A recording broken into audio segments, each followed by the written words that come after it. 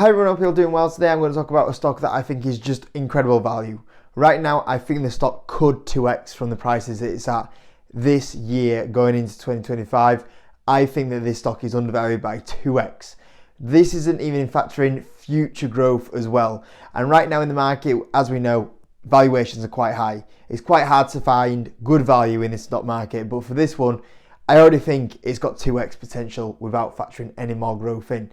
So today, we're going to look at this stock. Hope you enjoyed the video, guys. Hit the like button if you're new on here, subscribe. Let's get started. So this stock kind of reminds me of what we've seen this year, where I was looking at PayPal and I was telling you guys for a good period of time, like the stock has stayed around the $58, $60 range. And PayPal for a good amount of time basically stayed flat and did nothing for a good yearish.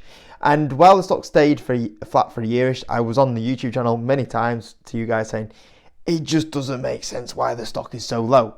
It should not be this low. You should not be able to get PayPal at 13 times earnings. That should just not happen with PayPal. And then out of nowhere, the stock price is reflected, or the financials are reflected in the share price, and we have that big explosion that we had towards the back end of the year. And we made many times, like talking on the YouTube channel, like at some point the share price has to really reflect the financials, and that obviously ended up doing very well.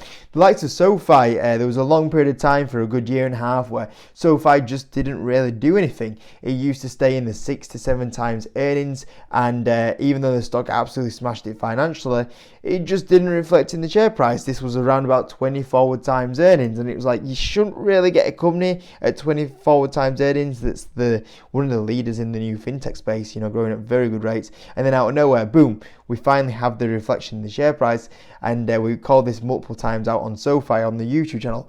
Now today, this is exactly the same that I'm about to show you guys. This is a stock that I don't know how it's this low. I generally don't. And at some point, I feel like this stock will have to show it on the share price point of view. And that stock is Evolution AB, ticker symbol EVO. And this stock is exactly the same, where really since 2021, the stock hasn't done anything. In fact, it's downtrended. I've been a bit of a newer investor into the stock. I think I've been in the stock for around about a yearish now. And same again, there was a little bit of a rise at one point at the start of the year. The stock did start going up 10-20%. But since then, the stock has given basically most of it back. And really, since I started buying the stock from a year ago, it's not really done anything. In fact, it's slightly down. And it just doesn't make sense. We once again having a stock that just doesn't make sense why for the last year it has stayed so flat. But yet the financials have improved so much, and I'll be showing you that in a second. Dividend yield of 3.28%. Before I continue any further, I'm going to answer the question that I get every time I cover this, and I'll cover it one more time for you guys. People ask me, Jacob, where are you currently buying this stock? So I buy this on Trading212. That's the investing app that I use. You can join Trading212 with the link in the description, and you get a free fractional share worth up to £10 if you do join that link in the description. I buy this stock through Trading212. Now there is the one on the Swedish stock exchange, which is EVO, Evolution AB. That one is not available in Trading212. What I do is I buy the over-the-counters US market listing, which the ticker symbol is EVVTY. So there's two listings, a dual listing, the US listing and the one on the Swedish stock market. I buy this one myself, but obviously you're buying exactly the same company here. Now, first of all, I want to talk about why this is so cheap, the valuation. Obviously, you can see here right now, it's 15 times earnings currently. When we actually start looking at a forward P here, the company is actually currently down at a 12 times forward earnings. Now, the company I'm about to show you that's at 12 times forward earnings, so very soon we're going to be talking about this company at 12 times earnings. And as well as that, you're also going to be collecting a very chunky, nice, I nearly turned it into Chinese language there. That was a close one. We both would have been staring at each other going, we don't know what he's on about. Right now, we're 15 times earnings. We're very close to dropping down to 12 times forward earnings. I believe this company should be at least 20 times earnings. We're talking about the market average valuation for a business. 20 times earnings. I think this company should be at least 20 times earnings. So already we're nearly talking about potentially 100% upside from that point of view. Now, when you look at the S&P 500, very extended values, it's at 30 times earnings. I don't know why people are still willing to throw money into the S&P 500 at 30 times earnings when they've got a company like this one sitting at 12 times earnings. The other thing is when you look at the historic PE ratio of this company, it's not even, it's very cheap compared to the market, and it's very cheap compared to what it normally trades at. This company is at the lowest it has ever traded at. If you look at the history for the Evolution since it's been on the stock market from 2015 to 2023, the lowest we ever got was 21 times earnings in 2018, and as we know, that was a bit of a miniature stock market crash then. If we look during the 2022 stock market crash, it got to a 20 times earnings, and we know how much fear was out there. So even during the worst times in the stock market, this stock is now even lower than them, which doesn't make sense. So it's very cheap to the market. It's very cheap compared to the company's history, as you can see here. And when we look at the numbers that they have done and what they're going to do going forward, if we actually look at Yahoo Finance, right now there's decent EPS growth, as you can see, expected here, nearly 20% growth on the EPS.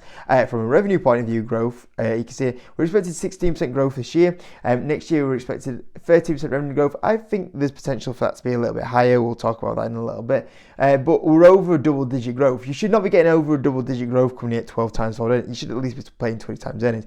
I'd argue the case that you should be paying 25, 30 times earnings for this business. So from a valuation point of view, it's just extremely cheap. From the numbers they're doing as well, the very good numbers as well from what they're doing. Now, in case you don't know, what they basically do, let's just go back a bit here. So they currently make games. They make iGaming games, and they can be from the likes of blackjack, for example, live casinos. And what happens is these betting companies here, the likes of 888, the likes of William Hill, the likes of DraftKings, Entain, these are the better companies that offer iGaming casinos. You go online and you want to do blackjack online. Now, for these companies here, it's too much hassle for them to sort out doing the live casinos. They just want to focus on the products, the experience, the odds. So they outsource this to the likes of someone like an Evolution. They provide all the games, and then they just basically take a cut from it. So it's kind of like a picks and shovel play. If they're ever to lose one client, hopefully, they would make up from many other clients. Or same again, if there was a client that was doing very well, it wouldn't matter, if they had a client that was struggling, because if there was an up and coming new company in the space, I think literally today we've just only heard that Robinhood are potentially looking at getting into this space. Then if they sign Robinhood, that'd make up if they start taking big, amount of market share. You don't have to rely on the brand doing very well. And iGaming is growing, a lot. Right now it's expected in 2024 to 2029, growing at 9%. There's a lot of key drivers here. There's likes of Asia, for example. There's likes of Brazil that are potentially loosening up some of this area as well. Obviously the US growth, not a lot of states in the US allow iGaming at the moment. I think there's only 6 out of all the states at the moment. So there's potential for a lot of states to come online and allow iGaming. So there's major growth drivers for them in the next 5-10 years. Potentially that's maybe one reason why the stock hasn't been doing so well, is that maybe not many states have been coming online recently, and that will change and speed them up. I won't worry about it too much, because even with the states that they have, it's still going to have very good amounts of growth. And that's very clear when you look at the past performance. The past performance has been very good for business, and you can see here the future performance is expected to be just as good. What is also very clear is you can see this company is a very profitable business. So with that, they're obviously able to do the dividend that they do share buybacks, and as you would expect, they have an absolute amazing balance sheet. As you can see here, no debt on the balance sheet as well. Now, another sign that you probably want to see is insider buying. Insider buying has been happening.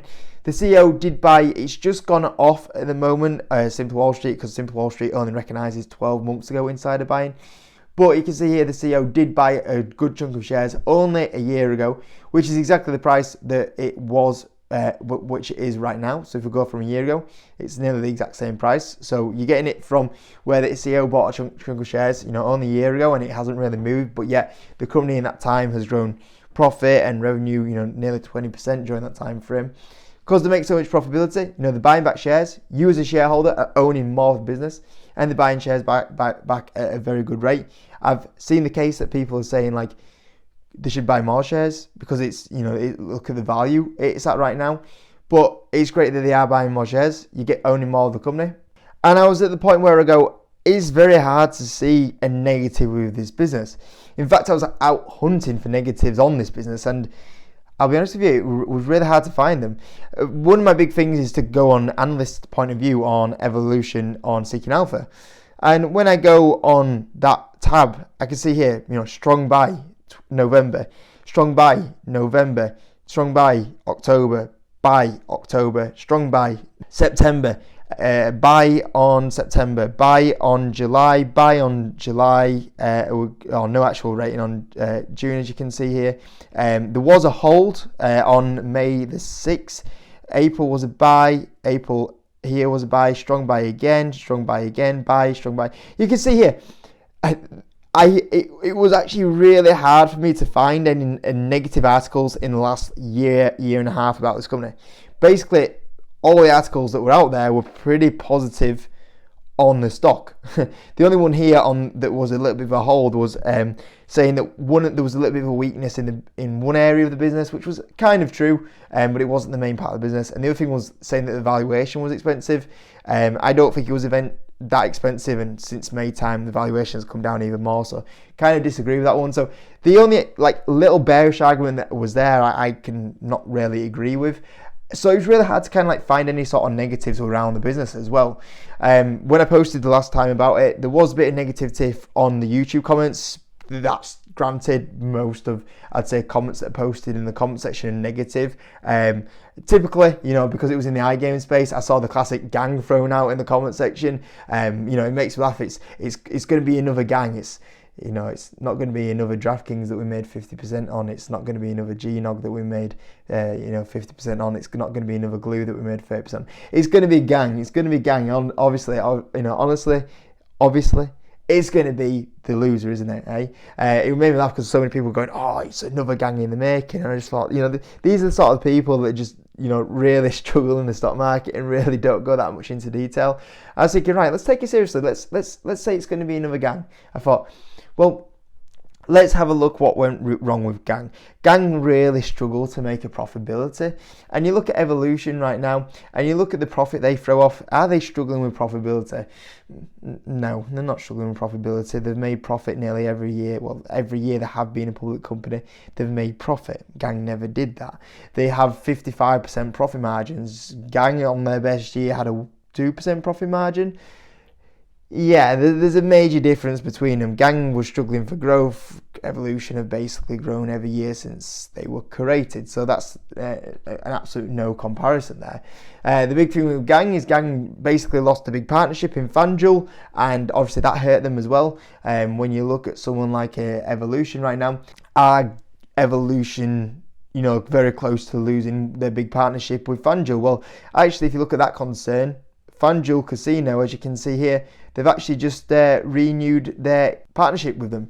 So that's not an issue. And in fact, they've just renewed it for another 3 years as well. So obviously that's a very nice extension. So even that big concern is kind of gone. So when even I look at some of the people in the comment section out there that are really negative on it, I think, well, even their concerns, like comparing it to a stock like that, well, it's not even a stock like that at all. And I just look at it, I just don't know why the stock is so low, in my opinion, right now. I always keep thinking the stock is that low because the market knows something we don't. That was always my concern with Evolution. I always thought they must have some data, the big dogs must have some data on this stock that we don't know about yet. But like I said, it's been a year.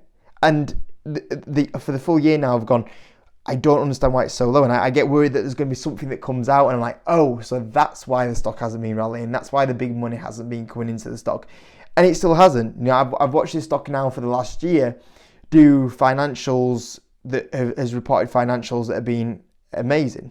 When you look at the latest report, I think when the latest report came out of the financials, the stock actually, I'll try, you can see the jump in the share price. So the last update that came out, the stock went up 15%. And then within a month's time, we've gone even lower than where the reported earnings. So this stock came out with earnings that the market loved, sent the stock up 15%, and then gave it all back, and values are coming lower. That's just times where the stock doesn't make sense. I look at the concerns that maybe the market knew that it was going to lose a big partnership like FanDuel, and yet all we see is the partnerships getting extended. It just doesn't make sense, the share price reflection on this stock right now. So maybe there's something that I'm missing here. But I've sat on this for a year now, and I thought it just doesn't make sense why the company's not being valued more. If you grow your financials, if your company from a year ago, if your company's doing now more like 20% more revenue, your profitability is more, you bought back more shares, your stock should be valued more, and it isn't, which just doesn't, it's just not making sense at all. And as that continues, I just think, you know what, I'm buying more stock. It happens sometimes, it's frustrating. You know, it's like PayPal. There was a time period where the stock, it didn't make sense why the stock was not doing anything, and then boom, you know, it reflected on the share price. So fine, there was a time period where the stock didn't do anything, and then boom, it reflected it very quickly on the share price, and everybody kind of woke up to it. This is the annoying thing sometimes with investing. There's times where you just sit there and you think, why is this stock not rallying? Sometimes that's the annoying thing, that you own a stock that crushes it and smashes it on financials point of view, and it should be rewarded, and it isn't. That's one of the most frustrating things with the share price sometimes, and I believe that's the case, exactly what we have right now with the stock. And just to kind of show you some numbers here, I've changed it a little bit since I last updated you guys. I did make a big difference on the revenue growth. I made it a bit wider, and on the profit margin, I did bring the profit margins down slightly because there's a current dip on the profit margins because of some investments they're making, and also a higher tax charge at the moment. So I did bring the profit margin down slightly since I last covered it. At the same time, I have hiked up the revenue a little bit as well since last time, and I also factored a little bit more of a share buyback in. So at 20 times earnings, on the low side, I'm getting 64% upside. Now on the low side, and I'd be very I don't think they're going to do 5% growth. If they do these numbers, you're even getting 64% upside. Now on the middle side, I think this is like base case situation. I think they easily do 10% revenue growth in the next 5 years. I think they do 57% profit margin, 20 times earnings, 100% upside.